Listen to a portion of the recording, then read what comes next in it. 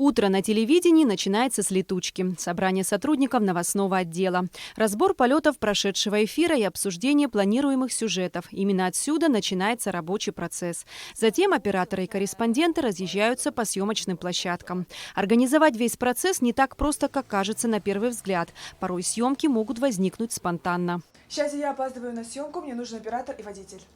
Сейчас подготовим группу. Гарен, будьте добры, пожалуйста, повезите в город Сарию Гварацхеля и Алика Агухаба. Спасибо. Спасибо. По возвращении со съемок корреспонденты трудятся в ньюзруме. Утром, днем и вечером здесь слышен стук клавиатуры. Плохое настроение, личные проблемы – все остается за кадром. Здесь есть только материал, который ждут тысячи телезрителей. Кугуца, у тебя есть минутка времени? Да. Скажи, пожалуйста, ты уже пришла со съемок или только едешь? Вот я только недавно вернулась со съемок. Сложный материал? Не скажу, что это один из самых сложных материалов, но работать нужно. Скажи, пожалуйста, сколько времени примерно уходит на написание текста среднего сюжета? На написание среднего сюжета, но как среднего? Если, допустим, тема сложная, то примерно уходит, наверное, часа 2, если не больше, потому что ты думаешь, как правильно все расставить, как правильно написать, и вот не обходить какие-то моменты. Никто в творческий процесс не вмешивается, тут полная творческая свобода. Единственное, что могут быть замечания по поводу каких-то в тексте некоторых редакционных моментов. Все тексты должны быть емкими и понятными, а приводимые факты достоверными. Иногда по поводу той или иной фразы у редакторов и корреспондентов могут возникать разногласия. Однако консенсус находится всегда. В основном корреспонденты, конечно, сами подают свой материал, это их видение в первую очередь, это их работа, и их подача материала должна обязательно чувствоваться в репортаже.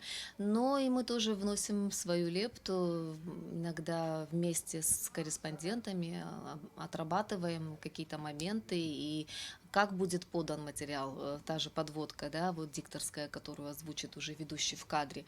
От этого тоже много зависит. Насколько интересно будет подан этот материал, насколько он будет заявлен, так, чтобы зрителю захотелось посмотреть этот сюжет. И вот совместными усилиями большой команды операторов, корреспондентов и редакторов в эфир выходят новости. Лицо диктора, знакомое тысячам зрителей, снова в кадре. Наряду с новостным блоком АГТРК предлагает зрителям различные тематические, спортивные и развлекательные передачи. В команде телеканала работает более 150 сотрудников разных отделов. Среди них трудятся и те, кто был у истоков. Долгое время работы и в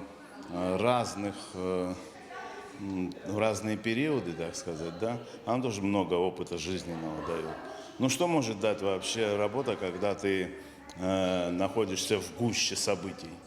Конечно, какой-то главное, какой-то такой жизненный опыт, который тебя наполняет.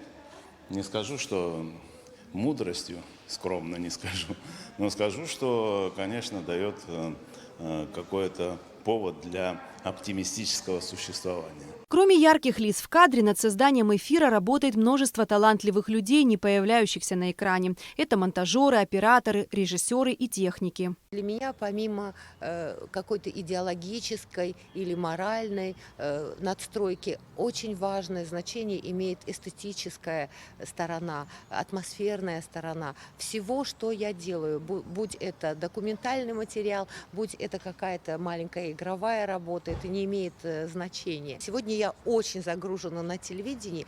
Я благодарна дирекции телевидения за то, что они мне дали эту возможность. И они приветствуют, в общем-то, то, что я делаю в месяц.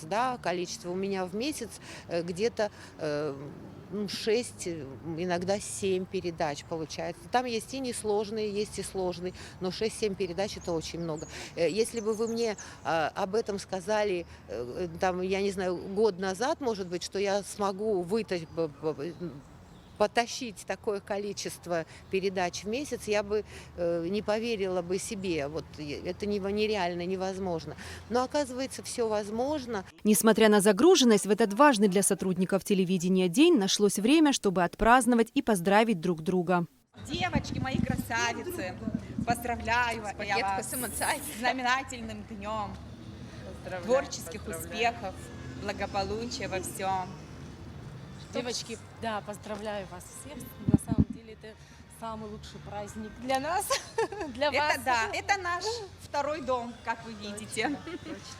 С хорошим настроением сегодня мы пришли. Поздравляем вас всех, нас всех. И дай Бог, чтобы мы всегда вот с таким, как сегодня, хорошим настроением шли на работу, делали новости, передачи и вот в такой атмосфере, чтобы новости получали и наши телезрители тоже. Какой же день рождения без праздничного торта? Свечи на нем задули наши коллеги, одни из самых молодых сотрудников АГТРК, оператор Степан Мартиросян и корреспондент Лаура Капш. Сюда на камеру!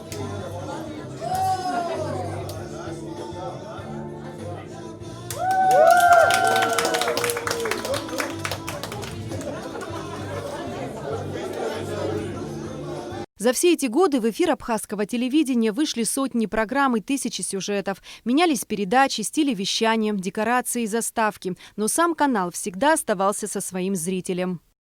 Мы трудимся, экспериментируем, делаем успехи, порой совершаем ошибки. Но самое главное, искренне хотим быть и оставаться для нашего зрителя полезными и интересными.